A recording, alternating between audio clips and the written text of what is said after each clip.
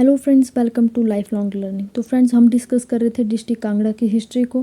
कुछ राजाओं के बारे में हमने कल डिस्कस किया था और जो भी आगे की हिस्ट्री बची है उसको हम आज डिस्कस करेंगे।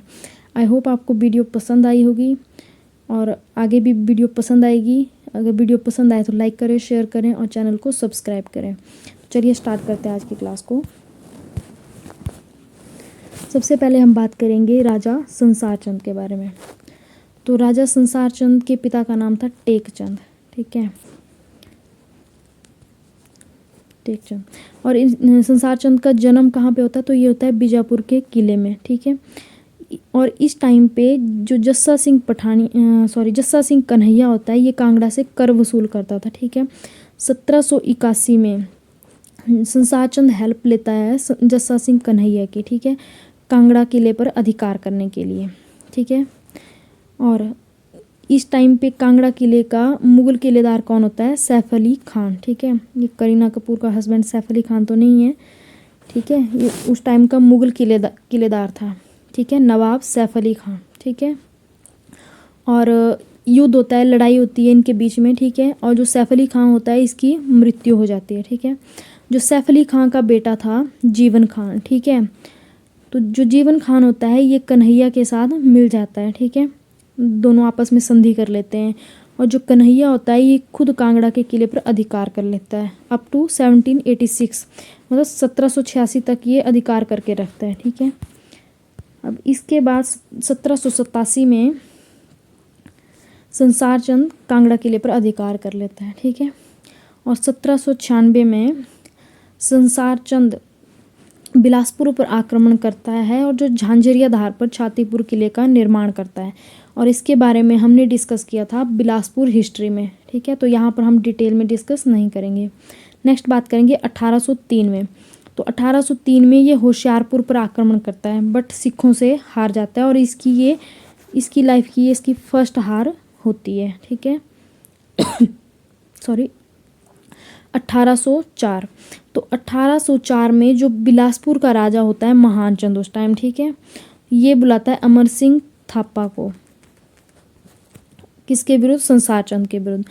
अब लड़ाई होती है संसार चंद और थापा, अमर सिंह थापा के बीच में 1805 से 6 के बीच में। ठीक है, और जो संसार चंद होता है ये शरण लेता है कांगड़ा किले में और 3 से 4 साल तक ये कांगड़ा किले के अंदर ही रहता है। ठीक है, 1809 तक। मतलब लास्ट तक तो इतना हो गया था कि इनके खाने पीने का सामान सब खत्म हो गया था। ठीक है, और ये बस ऐसे जो जंगलों से कुछ फल, कुछ फ्रूट वगैरह या फिर घास वगैरह खा के ही जीवित थे। 1809 में ये हेल्प मांगता है महाराजा रणजीत सिंह से। ठीक है, ऐसा बोलते हैं कि इससे पहले भी 2 बार हेल्प मांगी थी और राजा रणजीत सिंह आते भी हैं बट रास्ते से चले जाते थे। ठीक है, बट 1809 में फिर से हेल्प मांगी और राजा रणजीत सिंह इस बार मान गए और ज्वालामुखी में इन दोनों के बीच में संधि होती है, संसार चंद और राजा रणजीत सिंह के बीच में। और इसके बारे में हमने डिस्ट्रिक्ट हमीरपुर की हिस्ट्री में डिस्कस किया है। ठीक है, डिटेल में। तो इनके बीच में संधि होती है और जो कांगड़ा किला होता है ये सिखों के अधीन आ जाता है। तो 1809 में कांगड़ा किले का पहला सिख किलेदार देसा सिंह मजीठिया बना और ये इम्पॉर्टेंट है। ठीक है, कि पहला सिख किलेदार कौन था कांगड़ा किले का? तो ये था देसा सिंह मजीठिया। अच्छा, इसके बाद 1820 में संसार चंद विलियम मूरक्राफ्ट के साथ भेंट करता है, उसके साथ मिलता है। ठीक है, 1824 में इसकी मृत्यु हो जाती है एक असंतुष्ट राजा के रूप में। असंतुष्ट क्यों? क्योंकि इसकी महत्वाकांक्षाएं बहुत ज़्यादा थी। इसके बारे में एक लाइन भी है कि लाहौर प्राप्त महत्वाकांक्षाओं से लिप्त राजा। ठीक है, तो वो कौन था? संसार चंद। मतलब ये लाहौर को प्राप्त करना चाहता था। और महाराजा रणजीत सिंह ने इसके बारे में एक लाइन बोली है कि चले थे लाहौर पाने, कांगड़ा भी गवा बैठे। ठीक है, तो इनके मन में इच्छा रह जाती है लाहौर को पाने की। ठीक है, और इसके चक्कर में कांगड़ा को भी गवा बैठते हैं। अच्छा, एक सॉन्ग है फेमस संसार चंद से रिलेटेड। ठीक है, राजा गद्दन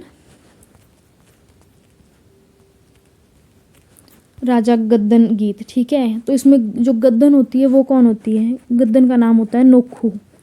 अच्छा, अगर रियासत पूछें कि नोखू गद्दन जो होती है वो किस रियासत से संबंधित थी, तो ये चंबा से संबंधित थी। ठीक है, नेक्स्ट बात करेंगे राजा अनिरुद्ध चंद के बारे में। ठीक है, ये संसार चंद का ही बेटा था। ठीक है, और इसको हम बोल सकते हैं कि ये कांगड़ा का अंतिम राजा था। ठीक है, अच्छा, कांगड़ा के राजाओं के वंशज कहाँ पाए जाते हैं, तो ये लंबा गांव में पाए जाते हैं। ठीक है, 1850 में जेम्स जेमसन ने चाय की खेती की शुरुआत की कांगड़ा में। ठीक है, अच्छा, धर्मशाला का पुराना नाम क्या है, तो ये है धर्मकोट। ठीक है, अच्छा, धर्मशाला कांगड़ा का जिला मुख्यालय मतलब हेडक्वार्टर कब बना, तो ये बना था 1853 में। अच्छा, अब हम डिस्कस करेंगे ऐसे छोटे छोटे भागों की जो कांगड़ा से अलग हुए थे। ऐसी छोटी छोटी रियासतें बोल सकते हैं इनको। ठीक है, जागीरें थी जो कांगड़ा से अलग हुई। तो पहले बात करेंगे जसवंत दून के बारे में। ठीक है, तो जसवंत दून की राजधानी क्या थी, तो ये थी राजपुरा। अच्छा, इनके राजा जो जसवंत दून के राजा थे, इनका पारिवारिक नाम क्या था, तो वो था जसवाल, मतलब बोल सकते हैं इनका सरनेम जसवाल। ठीक है, अच्छा, बात करेंगे कुटलैहड़ की। तो कुटलैहड़ का संस्थापक कौन था, जसपाल ब्राह्मण। अब बात करेंगे गुलेर की, जो कि इम्पोर्टेंट भी है। ठीक है, इसका संस्थापक कौन था, हरिचंद, जिसके बारे में हमने कल डिटेल में डिस्कस किया था कि इसकी स्थापना कैसे हुई। अच्छा, रामचंद्र, तो रामचंद्र ने रामगढ़ किला, कोटला और मस्तगढ़ बनवाए, इनका निर्माण करवाया। रूपचंद, तो ये कांगड़ा किला जीतने में जहांगीर की हेल्प करता है। ठीक है, और जहांगीर ने इसे बहादुर की उपाधि दी। अच्छा, बात करेंगे मान सिंह की, तो शाहजहां ने इसे शेरे अफगान की उपाधि दी। ठीक है, और कई पहाड़ी रियासतों का फौजदार भी बनाया। अब बात करते हैं विक्रम सिंह की, तो औरंगजेब इसके बाहुबल से प्रसन्न था, मतलब ये बहुत बाहुबली बोल सकते हैं इसको, बाहुबली था, तो औरंगजेब इसके बाहुबल से प्रसन्न रहता था। अच्छा, गोवर्धन सिंह, जो गोवर्धन सिंह होता है इसके टाइम पे गुलेरी चित्रकला का जन्म होता है। ठीक है, बात करते हैं भूप सिंह की। भूप सिंह को महाराजा रणजीत सिंह बाबा कहकर बुलाते थे। ठीक है, अब बात करते हैं सिब्बा रियासत की। ठीक है, तो ये गुलेर की ही उप जागीर होती है। ठीक है, और इसका संस्थापक कौन था, शिव शरण रामचंद्र होगा यहाँ पे, नहीं सॉरी शिवरण होगा। ठीक है, शिवरण रामचंद्र। ठीक है, 1450 में की थी। ठीक है, और यहाँ के शासकों को क्या बोलते थे, शिवैया। अच्छा, नेक्स्ट बात करते हैं दत्ता की, दत्ता रियासत की। तो इसका संस्थापक कौन था, दत्तार चंद। ठीक है, और जो दत्ता रियासत थी ये आज का देहरा गोपीपुर है। ठीक है, अब बात करते हैं बंगाल की। इसका जो संस्थापक होता है वो कोई ब्राह्मण था और उसका पाल उपनाम था। इससे ज़्यादा इसकी हिस्ट्री नहीं पता है। ठीक है, मतलब बुक्स में है नहीं। और इसके मतलब इस रियासत का एक राजा था पृथ्वीपाल। ठीक है, जिसकी हत्या की थी मंडी के राजा सिद्धसेन ने दमदमा महल में आग लगा के। ठीक है, और इसके बारे में हमने मंडी रियासत के टाइम पे डिटेल में पढ़ा है। ठीक है, अब बात करते हैं शाहपुर रियासत की। तो इसका जो शाहपुर होता है इसको शाहजहां ने बसाया था। ठीक है, शाहजहां के कहने पे ये इसको बसाया गया था। और पहला राजा कौन बना था, बाहू सिंह। अच्छा, अब बात करते हैं नूरपुर की। ठीक है, मोस्ट इम्पॉर्टेंट बोल सकते हैं। तो इसका संस्थापक कौन था, जेठपाल या जीतपाल। ठीक है, दोनों एक ही हैं, मतलब कुछ जगह पे नाम जीतपाल दिया है, कुछ जगह पे जेठपाल दिया है। ठीक है, कब की थी स्थापना, तो 1095 में। अच्छा, प्राचीन नाम क्या था, धमेड़ी। ठीक है, और नूरपुर नाम कैसे पड़ा उसके बारे में हम आगे डिस्कस करेंगे। अच्छा, प्राचीन जनपद, तो ये औदुंबर जनपद का भाग था। ठीक है, नूरपुर। अच्छा, राजधानी, तो इसकी राजधानी क्या थी, पठानकोट। ठीक है, अच्छा, पठानकोट का पुराना नाम क्या है। ठीक है, तो सबसे पहले इसका नाम था प्रतिष्ठानपुर। ठीक है, इसके बाद इसका नाम चेंज हुआ इसका पेथान। ठीक है, और इसके बाद हुआ पठानकोट।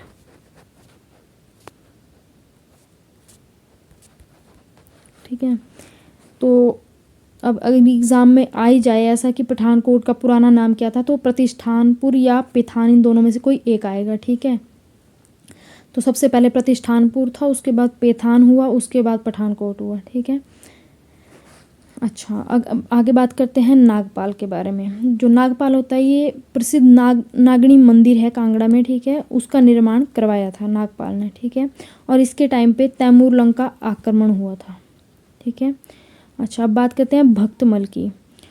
तो इसके टाइम पे शेरशाह सूरी के पुत्र सलीम शाह सूरी ने मनकोट या मक्कोट किले का निर्माण करवाया था, ठीक है। ये क्या है, किला है, तो इसका निर्माण करवाया था। और बैरम खान ने भक्तमल की हत्या करवा दी थी, ठीक है। नेक्स्ट बात करते हैं वासुदेव के बारे में।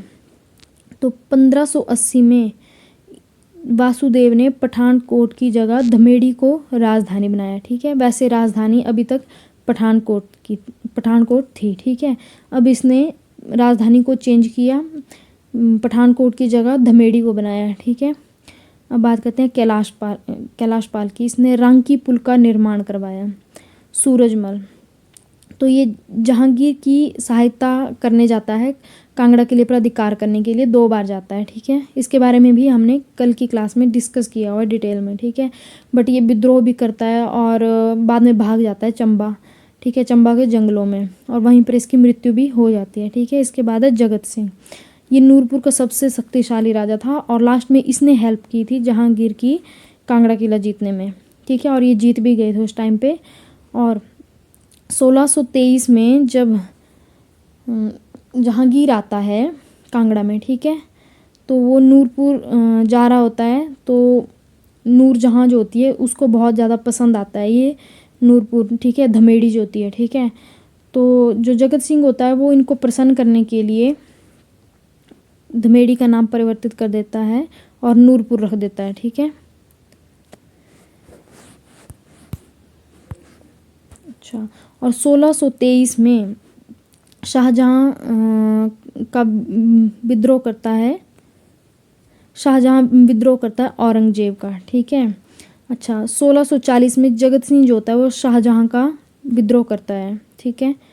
और बाद में फिर माफ़ी वगैरह मांगता है, ठीक है। और फिर उन्हीं की साइड से कई ऐसे मिशनों पे जाता है, ठीक है। और 1646 में इसकी मृत्यु हो जाती है। ये कहीं मिशन पे गया होता है, वहीं पे इस वापस आ रहा होता है और इसके रास्ते में मृत्यु हो जाती है, ठीक है।